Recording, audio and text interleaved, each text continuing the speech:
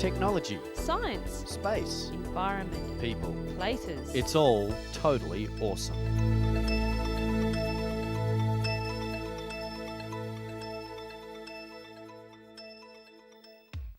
Welcome once again to Totally Awesome. On today's show, going to a bar. Not for a drink, but for a breath of fresh air.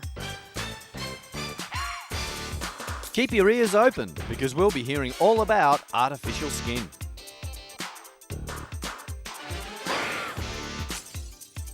We take a trip to an amazing mountain that keeps burning all through the night. And this man can play you a popular tune. The instrument? Wine glasses.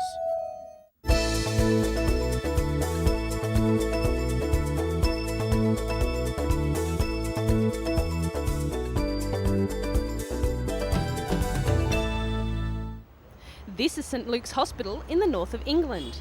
Here, Professor Alan Roberts and his team are combining artistic and scientific skills to make carefully matched body parts to replace those that are diseased, damaged or have been amputated. It's here that science is at its best with the invention of artificial skin, which is made from biodegradable implants and leaves the body when it's no longer required. They've also developed tissue glue that allows wounds to be closed without sutures. Combined with modern keyhole surgery, where surgeons operate through small holes in the body, the glue means quicker wound healing time and shorter stays in hospital. In the future, scientists predict that it will be as simple as looking at the size of the wound and running the fluid across it. The wound would then close within 10 seconds. This technology would reduce infection, scarring, and would mean many procedures wouldn't need anaesthetic, especially on skin of small wounds.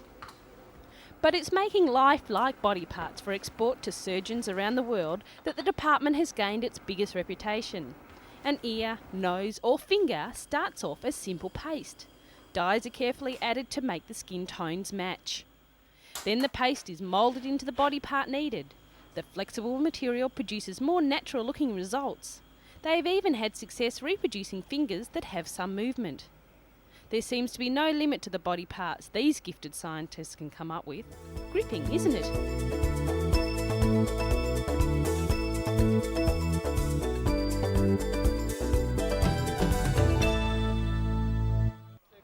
They may look like ordinary bags, but these refrigerated cases contain human tissue. It has been donated by relatives after the death of a loved one. This particular tissue cannot be used in operations to replace somebody's damaged kidney or heart, for instance, but it can be of great value to medical researchers. Bob Anderson, who heads the newly established Human Tissue Bank, says the users of the tissue are bioscientists, being the biologists, cell biologists, toxicologists, people who look at the risks associated with taking drugs, people who are trying to find new drugs, and medical doctors researching basic medical and biological problems. One problem is finding out how new drugs will affect us. By studying a drug's action on human liver enzymes, its effect on humans can be accurately predicted. But the donation of this human tissue is full of ethical dilemmas. That means that people feel that using human tissue is not the right thing to do. Previously, testing was done on animals to find out the cause and effect of drugs. It is thought that using the skin donations will reduce the need for this, while giving scientists the information needed before trying the drugs on live humans.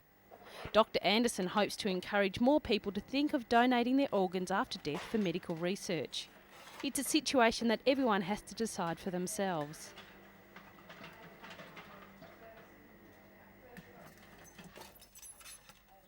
Science, constantly keeping your mind ticking over.